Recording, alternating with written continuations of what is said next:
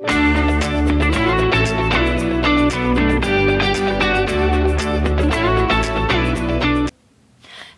welcome back to my channel. My name is Eva and this is all about my doggo, Argentina dog, and dogs in general. And today is one of those videos where I will not talk about my dog Argentina, but about my about my past female American Bulldog boxer mates. I will talk about Kirby because it's 1 year anniversary since she died, so I kind of feel like it's important for me to tell her story. This video can be actually long because I was wondering if I should make one video or two videos, but I think I will go with one only, just make it super long. And if you are an American Bulldog boxer or bulldozer of any of those breed owner, then welcome. This is the story of Kirby. So Kirby was my husband's dog. He got her from a puppy mill. My husband didn't know any better, okay? So he got her from a puppy mill. She was so cute and so tiny. He brought her home, and don't blame him here, but he shouldn't got her because he just broke his leg and he basically had to learn how to walk from scratch. So it wasn't fun, and he was living in a townhouse.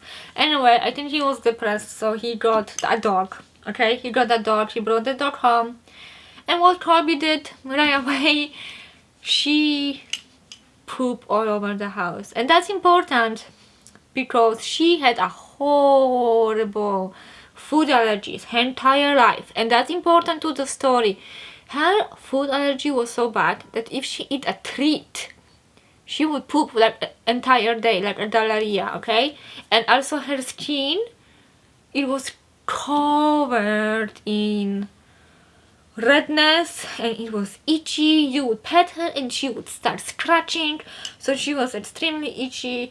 It took my husband quite some time to figure out the perfect food for her because she could only eat fish, so any brand of dog food with fish and sweet potatoes, that was it. No other food, no treats, no chicken, no pork, nothing, like zero.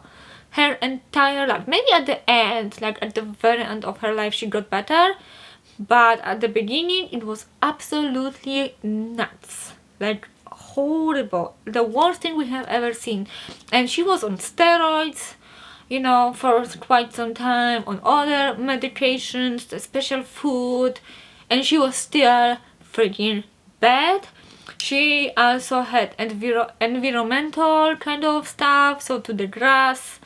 Really poor puppy. And that's, it was just so sad. So anyway, that was first. So yeah, he got that dog, and he can't walk, and that dog poops everywhere, so he has to get it to the vet, figure that out. But anyway, I don't really want to talk about that much. But along with that, the dog had huge separation anxiety. I met Kirby at 1 year old, okay? So my husband didn't train her at all because of his leg. Then he learned how to walk, obviously, and all of that. Everything came back to normal, but she still was untrained dog, like zero, like trust me, zero. So I come to the dog to meet her, and she is full of energy, super friendly, okay, super friendly dog, but with huge separation anxiety, to the point that if I went throw away garbage, she would poop somewhere, okay? It was that bad. It was that bad. Throw away garbage to the garage and you come back and there is a poop everywhere. That's bad, guys. That's bad. Or pee, okay? Whatever. So that took me quite some time to fix, obviously, because it's not easy. How I fixed her separation anxiety, maybe I will make another video about that because it's a long story. Next, at that point, I trained that dog a lot, okay? I had to train this dog how to walk on the leash because she had no idea. And spoiler alert, I was using harness. Why harness and nothing else? I will go to that in a second. So I teach the dog how to walk on the leash. I teach the dog recall, because before that you let the dog off leash and she's having so much fun, and then you call her and she jumps away from you.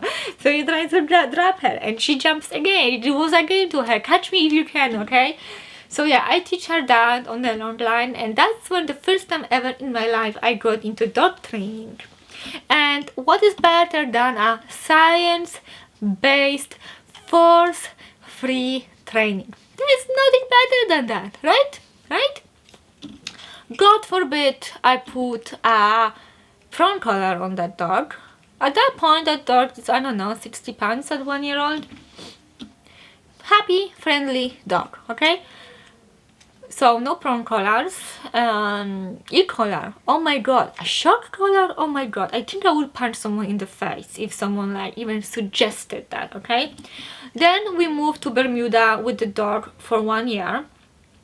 There is a lot of loose pit bulls who on occasions get out of the electric fences and attack my dog, okay? So we're coming back. At that point the dog is 2 years old. It's still super friendly, but Kirby was total opposite to Harley. Harley is very soft. The other dog was very confident. It was the most confident dog I have ever met. She would not back up from anything and anyone, okay? She, around that 2 years old, started getting possessed over toys with another dogs. That's actually when dog park stopped for us, because she would protect those balls and she would attack, okay? She would go for that dog to protect that ball. And you know, years pass by. It's already 3 years old. At that point she is 80 pounds dog on a harness, and she is start getting reactive to other dogs on the leash. She gets reactive to the other dogs on the leash, and I am what, 110 pounds? She is 80 pounds. That's a disaster. So, you know, I am going deeper into this positive training, and keep in mind that she can't eat hot dogs or high value treats, okay? So what do I have left at this point? What do I have left? At this point I have nothing left. I can only do avoidance. So yeah, we've been avoiding dogs and hide in the bushes for few years, okay? For a few years. In the winter, I can't walk her anymore, because it was a situation that I walk her, it's icy, she sees another dog, and she pulls me. Zero effort for her, guys. Zero effort. Thank God my husband was with me. Thank God, guys. Because he grabbed her. And he had a problem to hold her, okay? So no more walks in the winter, only in the summer. Her, you know, her reactivity gets worse over the years, and I have never changed my mind about prong collars. Never. The entire time. So yeah, like positive trainers only. What do you suggest? The dog can eat treats, okay? The ball, yes, but when she wants to eat another dog, she didn't care. She didn't care about the squeaky ball, whatever. She was so fixating about the dog. And I know, catch it before it builds up. But tell me, what do I do if I take a corner and someone else is coming in the corner? Where do you escape? How do you bring the dog's attention at that point? Tell me that. How do you bring the attention of the dog at that point? It's too late. If the dog is 100 meters away, yeah, I can do that. I can squeeze the ball, whatever. But at that close, that's it, guys, okay? That's it. So, fast forward. Kirby is what? I don't know, 6 years old maybe. I get pregnant. Okay, I have 2 kids close in age, 2 under 2. So when I'm pregnant, I'm not gonna risk that the dog's gonna drag me across the street, so I don't walk the dog anymore.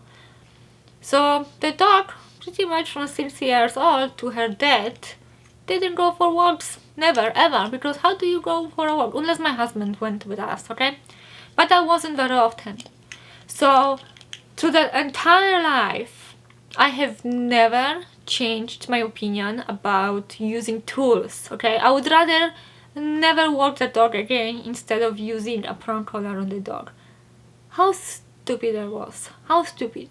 And Kirby, if you were there somewhere, I really want to apologize to you, girl, because it's not your fault, okay? It's my stupidity and my stubbornness, and you know what's funny? I was always saying that people who use prong collars can control their dog.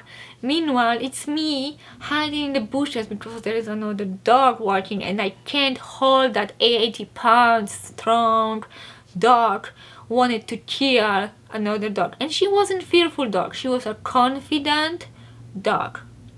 A confident dog. So yeah, this is story of why I am so bitter about positive only training. If you didn't know, here it is. Here's the reason why. Because I failed my old dog so badly. I failed her so badly and I am just so sad about that.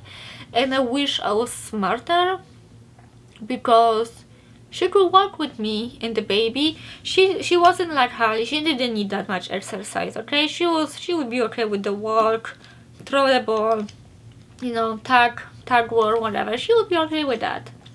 But no, I was too stubborn to put a prong collar on her. Yeah, because like, what other options do you have? Like, tell me, what other options? She can eat treats, she really can't. It got a little bit better with the age, with that, you know, eating other food, but it was still bad. She would still have diarrhea if she get a piece of something other than her kibble. And that was very sad. That's my biggest regret with that dog. I teach her so much because that first year of her life I had a lot to teach her from my husband neglect, but I should do better, you know. I should do better. So anyway, Kirby, to my kids, she was a sweetheart. She loved the cat. At the end of her life, like the last year or so, she actually died of cancer. I think stomach cancer, because she ate wings one day, chicken wings, bones. Our fault totally. But we took her to the vet and they do x-ray on her and they saw that there is potentially cancer, but they weren't sure. But they also say that you know, she always had a heart problem, okay, her entire life. So that's another thing. She had a heart problems, and you know, surgery wasn't for her, so she lived, I think, 9 months from that point. So yeah, we think she died from cancer, because she was 80-pound dog, and the last year, you know, when she was dying, there was nothing left, guys. There was nothing left on that dog. And she also had a lot of fat lumps because she didn't get enough exercise. Because how do you exercise a dog who wants to kill everyone around? She was perfect with humans, okay, but not with dogs. On the leash. Off the leash she was fine. Most of the time. So yeah, she had a lot of fat lumps, and those fat lumps explode, made a hole in her body. I don't know if I want to show you a picture of that. It's disgusting, okay? So there was a pus coming out, and then eventually it just made a huge hole in her body. And that never grew back, okay?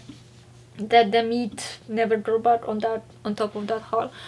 So yeah, and she had like few of them. On her neck was like the biggest, it was like huge, but yeah. So yeah, that's the sad life of my Kirby. But you know, to tell you a little bit more about her, because I only plan one video, not only talk why I am sour about positive only training. No, Kirby had one doggy friend. That dog is still alive. It was a Doberman. They were like the best friends their entire life. I think at one point in Kirby's life, it was the only dog she would tolerate and she would be friends with, and actually take any type of corrections from that dog. Any other dog she would just game over. It was absolutely crazy. So yeah, that's such a sweet memory. I miss Kirby. I will link down below a video I made a year ago on my main channel. So if you wanna see her, then go ahead, you can see it over there. But this is it for today. Thank you so much for watching. I'm really grateful you spent this time with me and listen about something else than not Dogo Argentina. I am going on vacation, so I don't know if I'm gonna post anything, but I will be back mid-April, and I hope I will see you with my next video. Bye guys!